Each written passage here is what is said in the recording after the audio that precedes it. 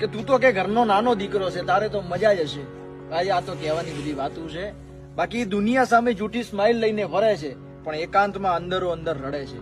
સાચું કહું ને તો દરેક ઘરનો નાનો દીકરો મજામાં નથી હોતો. એને પ્રેમ તો અઢળક મળે છે, પણ એની લાગણીઓને, એની ફિલિંગ્સને અને એની તકલીફોને સમજવા વાળું ક્યાં કોઈ મળે છે. સાચું સાચું. વીતે જેની પર એ જ તો જાણે, બીજું શું જાણે રે.